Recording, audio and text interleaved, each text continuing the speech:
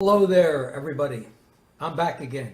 Richard Koenigsberg, Library of Social Science, and I've sent out a couple of posts today on World War I and the body politic, how the body of human beings are destroyed by the body politic. Here's a photograph. If you haven't seen, I don't know exactly how to present this. Yeah, there we go. It's men who have lost their legs in the First World War, and they look kind of proud and very dignified. So my hypothesis is that war is a form of self-destruction or sacrifice. I think it's a delusion to imagine that warfare actually seeks gain, even though this is the way the rational approach in Western civilization tends to look at it, as if there's something to be gained by warfare. And I'm not making an anti-war statement, although implicitly it would be. I'm actually simply stating what the reality is of warfare. And here are some of the statistics of the First World War. 65 million men mobilized, 8.5 million killed, 21 million wounded, 7.7 million wounded in action, total 37 million casualties. 57% of all people mobilized. What was this all about? I've studied it for 20 years. I first became aware of World War I after I had been studying the Holocaust for many, many years and studying Hitler for many years. And I felt I'd resolved most of the issues and understood what was going on. And then I was at the NYU library, and I walked over to the other section of the library, and I started reading all these books about First World War. And I assumed that they must have known what was going on, that it happened for some good reason. But as it turned out, there was no good reason, and there isn't any good reason. And really, the historians can't explain it. So I tried to find an explanation for many, many, many years, but I could not find an explanation.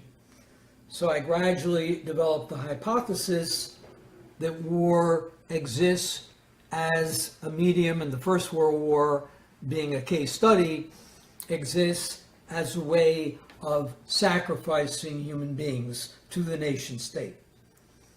This is a very radical hypothesis for historians who have been writing about it endlessly, although when I state it now, after all these years of writing about it and dealing with it and discussing normal human beings, then I realize it kind of seems self-evident.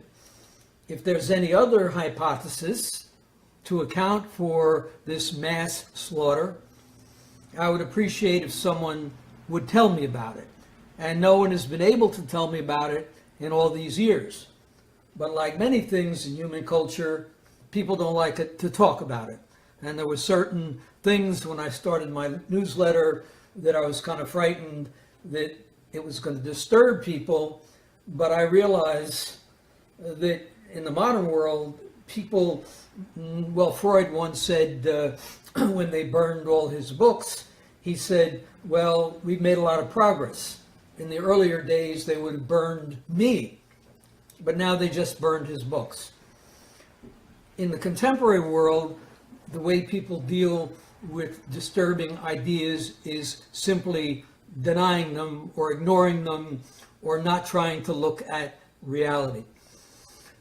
So my newsletter gave me the opportunity to express what was initially a radical idea, and gradually it became less and less radical as more and more people wrote for my newsletter and gave some validation to the idea, until about a year ago, the New York Times wrote something about this idea. that nations require the sacrifice of soldiers. Now, in recent years, the sacrificial mechanism has become less and less profound. People no longer have this motivation that they did during the First World War, where they seemed so willing to die for their country. Or if not willing, at least they went along with it. They volunteered. Millions of men volunteered, and this is what it meant to be a hero. So the whole idea of heroism lay at the heart of warfare at that time. Somebody did a panel for the American Anthropology Association on my work, talking about the best hero is the dead hero. So you can see from the photograph, if you have a copy on Facebook, all these men without legs. This was the next best thing that could happen to a soldier in terms of his heroic potential. If he didn't die, at least he could be wounded. And this proved that you were sincere in your devotion to the nation state. Hitler was one of the people who participated in World War I. He saw 2 million of his own, well, he didn't see 2 million, he saw tens of thousands of his own colleagues, his own compatriots slaughtered in the First World War. There's accounts of what he must have seen in the trenches. And after the war was over, he was quite aware that 2 million Germans had died in the war. But somehow, he could never come down against war. There's Meha Chan in the background. She's the book exhibit manager. She's looking in. She's kind of shy, even though she's not shy, because she wants to show how young she looks. Even though she's 90, she looks like she's 35. Very unusual. But Asian women like to maintain their youth and their slim appearance, as I'm sure everyone knows. So getting back to Hitler, he was aware of all the horrible things that happened to his comrades in the First World War, and yet he didn't protest against it. He said, finally, it would be a sin to complain, for after all, were they not dying for Germany? And herein lies the whole issue, sin to complain, because people are dying for the country. So these two variables are profoundly connected. The idea of dying or sacrificing one's life or fighting in war, and the idea of the nation state. The two go together like love and marriage go together. Frank Sinatra used to sing love and marriage go together like a horse and carriage. I can't use this analogy anymore because love and marriage don't go together too well. In fact, there's not much marriage as there used to be. And love is something that is very, very rare, even though people pretend that's something that everybody can have if they only try hard enough. And the Beatles sang, all we need is love. And yeah, we may need it, but it's not that easy to come by. Getting back to Hitler, he said it would be a sin to complain, for after all, were they not dying for Germany? And my hypothesis is that is why people do not recognize the radicalness of the First World War. They take it for granted.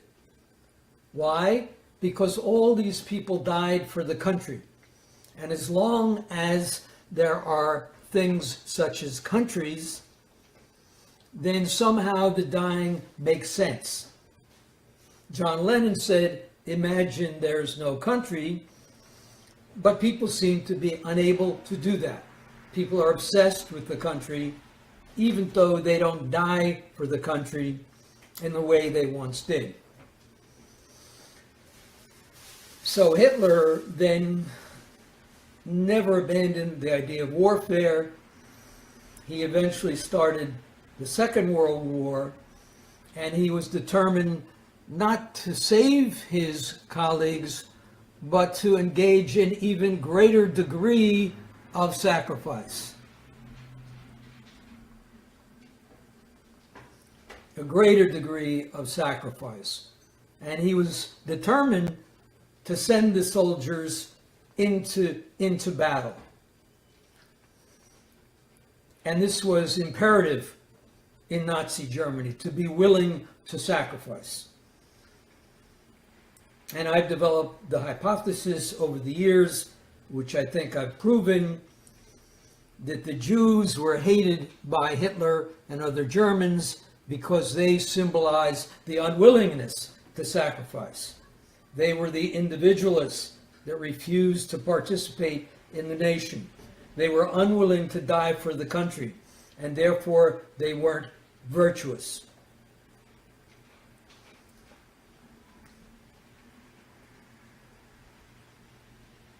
So to make a long story short, Hitler then witnessed or understood that his soldiers were dying on the Eastern Front.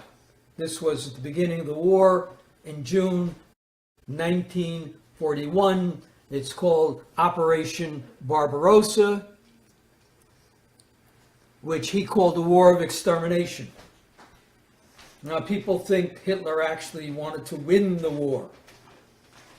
Well, what a fanatic, fantastic idea, fighting a war against Great Britain, then fighting a war against the United States, then fighting a war in the Middle East, then fighting a war all of Europe, and then he attacks the Soviet Union. So basically, Hitler's real objective was extermination. And the idea of extermination focused on the Jewish Bolsheviks, the communists, which he called Jewish Bolsheviks. If he hadn't called them Jewish Bolsheviks, he would have simply been waging a war against communism, and it would have been much easier. But he identified communists with Jews, with no evidence whatsoever, by the way. There was a very small percent of the Communist Party that was actually Jewish. But this was the megalomaniac, paranoid fantasy of Hitler and Goebbels and Himmler, that somehow the Jews were going to take over the world, and he had to destroy the Jews before the Jews destroyed him. So it was a paranoid fantasy. The idea was that the Jews were dangerous, and therefore he had to kill all the Jews before they killed him. So getting back to this sacrificial mechanism, so in June 1941, the Germans started dying in the Second World War. And Hitler then started reflecting. The Jews at that point were in concentration camps, but the final solution had not yet begun. So Hitler provided a justification for the final solution, and he connected it to the sacrifice of the soldiers. And in some way, this is my final solution to the problem of the Holocaust. He said, if I have the right to send the pick of the German people into the hell of war without consideration for the spilling of precious German blood, then naturally I have the right to destroy millions of an inferior race that breed like vermin.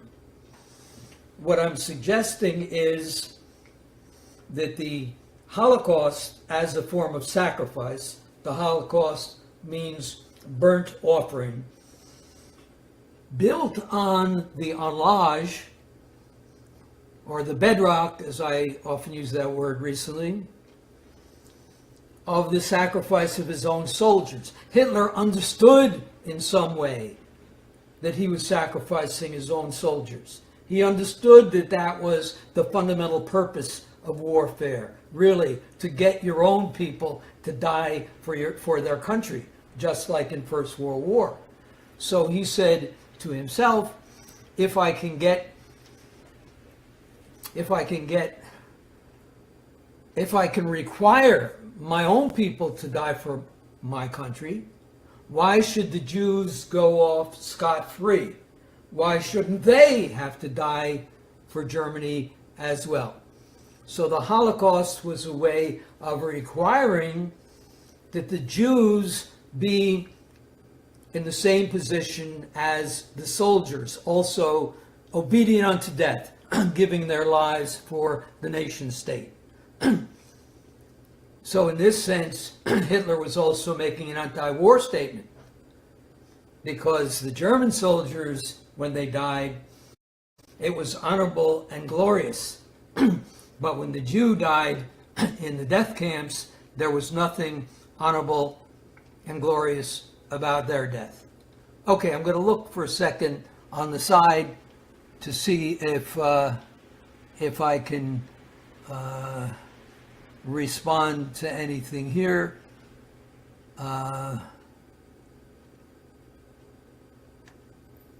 Someone said something about disabled studies related. No, I know nothing about disabled studies, but obviously soldiers become disabled by virtue of their participation in warfare. So there is a sense in which soldiers should be put in the category of disabled. And I'll say one radical thing before I leave, and that has to do with the whole notion of young men as being the most oppressed group in history. If you look at these statistics on World War I, 95% of the deaths were young men, probably between the age of 18 and 25. But somehow, when young men are slaughtered, we say nothing about it. There's even one historian by the name of Ferguson. He has the nerve of saying that the reason the war persisted was because the men enjoyed it. Imagine that. Imagine that. Imagine that. It's like saying the reason they had comfort women in Japan to satisfy the men was because the women enjoyed having sex with the Japanese men. They were mostly Korean, by the way. Okay, so I've said enough for today. I think I've said a lot. And now I have to decide if I'm going to give my rock and roll sign-off. I'm thinking that maybe I'll make this part of my signature in my performances. So if you can suffer through the truth, then you get a reward, as Tiny Tim used to say, because you've all been so good. So I will leave with my Jocko rocket ship performance. He was one of the great early rock and roll DJs, along with Alan Freed. Alan Freed, by the way, was the king of rock and roll, not Elvis Presley. Elvis Presley was one of the singers, but 60% of the early rock and roll groups or singers were what? Black vocal groups. The term doo-wop did not exist in the 50s. Tell that to your sons and daughters who are beyond your command. There was no doo-wop. Black vocal music was the core of rock and roll. So Alan Freed would play the Moonglows and the Eldorados, and then he would play Elvis Presley. And Chuck Berry was kind of a latecomer. He was not one of the early rock and rollers. Fats Domino was. 60% of early rock and roll was black vocal groups. So this is revisionist history to call this doo-wop and to pretend that rock and roll was white singers. There was Elvis Presley. There was Jerry Lee Lewis, a great pianist, by the way. Jerry Lewis was not a rock and roll singer. Jerry Lewis was actually from where I'm from, Irvington, New Jersey. And in those days, that was the only way you could express yourself in a rebellious way, was to be kind of spastic. In any case, Jocko, way up here in the stratosphere, you gotta holler mighty loud and clear. E to the op, ho! This is the jock on the scene with a video machine. Correct time now, 3:15. So I'm gonna sign off now. Tell your friends and neighbors that Richard Koenigsberg will be presenting these videos now and then. That's the last song made, one of the last songs made by John Lennon, by the way. If you want to hear a great piece of music, it was never formally recorded, but he's playing it on the piano. And John Lennon was, of course, very, very creative cat. So thank you so much for watching. I will now press the button here called Finish, and I look forward to meeting with you in person someday when I hold a seminar or other events that will bring these ideas into the forefront of history so that we can awaken from the nightmare of warfare. Thanks so much. Take care. See you again soon.